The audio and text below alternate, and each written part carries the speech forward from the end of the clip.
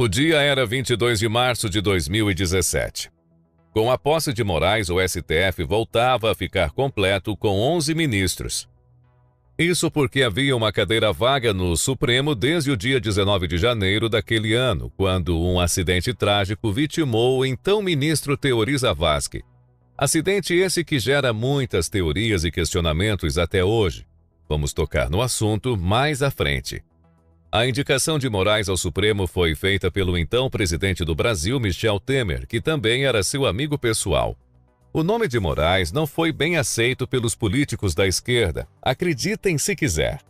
Desde então, o ministro tem acumulado polêmicas e estampado cada vez mais manchetes negativas, além de ter ganhado o amor da esquerda e o ódio da direita.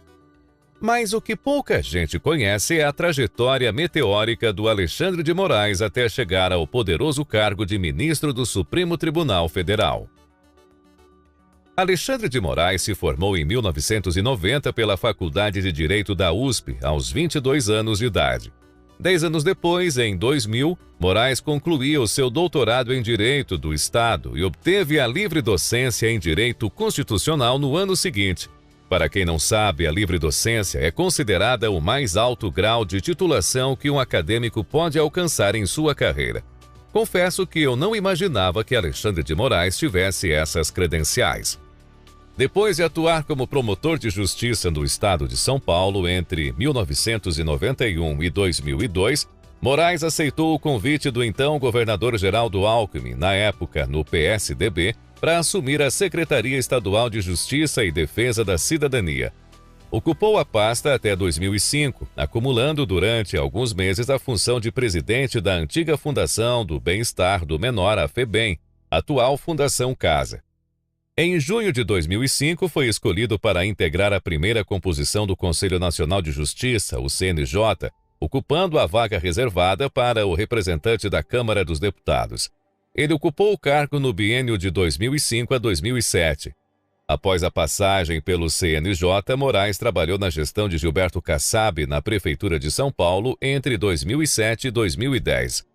No período, acumulou os cargos de secretário municipal de Serviços de Transportes, enquanto era presidente da Companhia de Engenharia de Tráfego, a CET, e da Companhia de Transportes Públicos da Capital, a SP Trans, o que o transformava numa espécie de supersecretário. Em 2010, Alexandre saiu um pouco da vida política e se tornou sócio fundador do escritório Alexandre de Moraes Sociedade de Advogados, banca voltada ao direito público que inclusive defendeu Eduardo Cunha em uma ação sobre o uso de documentos falsos. Além disso, foi espalhado na internet que Alexandre de Moraes havia defendido o PCC em pelo menos 124 ações. Mas, na realidade, ele representou em processos civis e administrativos uma cooperativa de transportes, a Transcoper, que teve seus sócios investigados em 2014 por envolvimento com a facção. Ele, no entanto, não prestou serviços particulares a nenhum dos sócios e, inclusive, ganhou processos contra as pessoas que o acusaram de advogar para o grupo criminoso.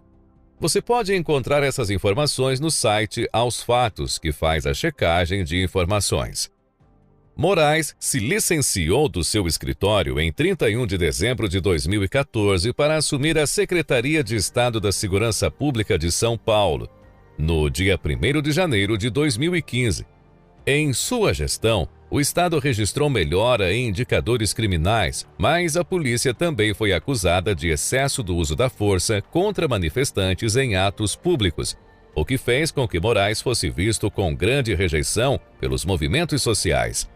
Foi durante essa passagem que ocorreu o caso do hacker que tentou extorquir Marcela Temer, esposa do então vice-presidente do Brasil, Michel Temer. Foi esse caso que aproximou Moraes e Michel Temer e que muitos dizem ter sido o ponto-chave para sua indicação ao Supremo Tribunal Federal, quando Michel assumiu a presidência. Antes de relembrar esse caso e entender como Moraes conseguiu se aproximar de Michel Temer, deixe perguntar para você. Você conhecia a trajetória do ministro Alexandre de Moraes? Deixe nos comentários. Agora vamos relembrar esse intrigante caso do celular hackeado da ex-primeira-dama e a trágica morte do ministro Teori Zavascki. Você lembra do caso do hacker da Marcela Temer? Não? Então, deixe eu relembrar. Em abril de 2016, pouco antes do impeachment de Dilma Rousseff, um processo envolvendo Marcela Temer foi aberto na Polícia Civil após denúncia no Ministério Público. Esse processo foi classificado como prioritário e foi concluído em apenas 6 meses. O processo era referente a um caso de extorsão, envolvendo um homem chamado Silvonei José de Jesus Souza, que comprou um HD pirata contendo dados de usuários de um site da internet. Nesse HD estavam informações da Marcela Temer, esposa do vice-presidente do Brasil na época, Michel Temer. Ele copiou senhas, fotos e mensagens, clonou o celular de Marcela e enviou mensagens extorquindo seu irmão Carlo Tedeschi em R$15 mil.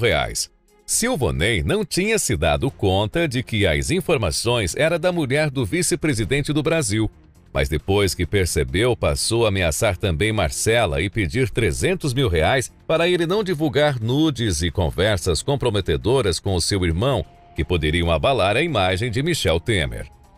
Nessa época, a Polícia Civil de São Paulo era comandada pelo secretário de Segurança Pública, nesse caso, Alexandre de Moraes, que criou uma força-tarefa para prender o criminoso. Moraes tratou de tudo pessoalmente, com discrição.